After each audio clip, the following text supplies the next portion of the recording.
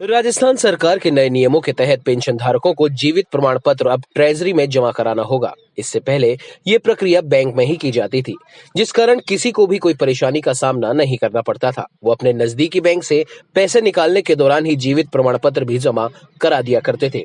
लेकिन अब नए नियमों के कारण सभी बुजुर्ग पेंशन धारकों को ट्रेजरी में आकर ये प्रक्रिया पूर्ण करनी होगी, जिस कारण उन्हें काफी परेशानी होगी। ऐसे में कर्मचारी एकीकृत महासंघ के साथ ही पेंशनर समाज के पदाधिकारियों ने इस संबंध में जिला प्रशासन और सरकार से पुरानी प्रक्रिया को सुचारू रखने की मांग की है। तो वहीं उन्होंने कहा कि बैंक के माध्यम से ही सभी पैसा निकालते हैं और वहीं ये प्रमाण पत्र जमा हो, जिससे किसी को भी कोई परेशानी ना हो। ऐसे में सभी लोगों को ट्रेजरी आकर लाइन में खड़ा होना पड़ेगा और बेवजह की परेशानी का सामना करना पड़ेगा। फिलहाल राज्य सरकार ने इसे लेकर 31 मार्च तक अवधि बढ़ाई है, जिससे किसी को भी ज्यादा समस्या उत्पन्न ना हो। जी सर, किस तरीके की? ऐसा है साहब कि जो पेंशनर्स हैं उनको जो पहले जो जीवित प्रमाण पत्र जो था उनका वो नवंबर दिसंबर में देना पड़ता था और वो बैंक के अंदर ही उनकी पेंशन जमा होती थी और बैंक के अंदर ही दिया जाता था।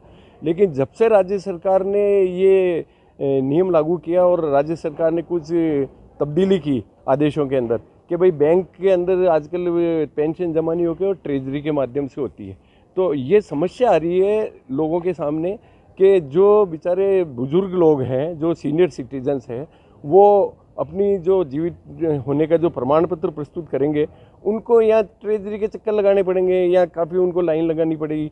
वरना उनको क्या होता था, बैंक के अंदर ही उनकी पेंशन जमा होती थी, बैंक के अंदर ही वो अपना प्रमाण पत्र जो होता था वो ऑनलाइन कर देते थे वहीं जाके।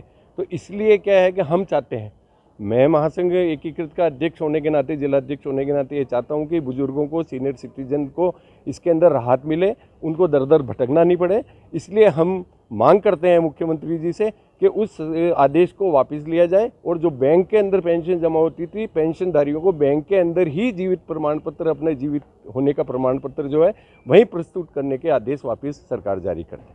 कांति कुमार शर्मा, जिला अध्यक्ष एकीकृत महासंघ अजमेर। समझ गए ना? जी सर। हाँ जी, ऐसा है, राज्य सरकार के द्वारा पूर्व में बैंकों के माध्यम से पेंशनरों को पेंशन का भुगतान किया जाता था।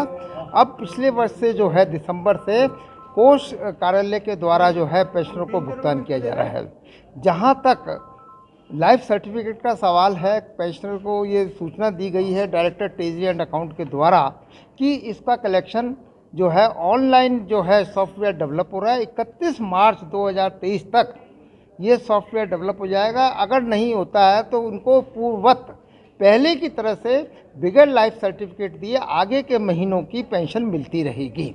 जहाँ तक हमारा अनुभव है, हमारी एसोसिएशन ये महसूस कर रही है कि जो वृद्ध व्यक्ति हैं 80, 85, 90, 95 जिनकी फिंगर्स के प्रिंट नहीं आते हैं, ऐसी स्थिति में उन व्यक्तियों के जो लाइफ सर्टिफिकेट है वो कोष कार्यालय को हार्ड कॉपी के रूप में अभी से स्वीकार करने चाहिए और जिससे उनको किसी भी प्रकार की तकलीफ नहीं हो।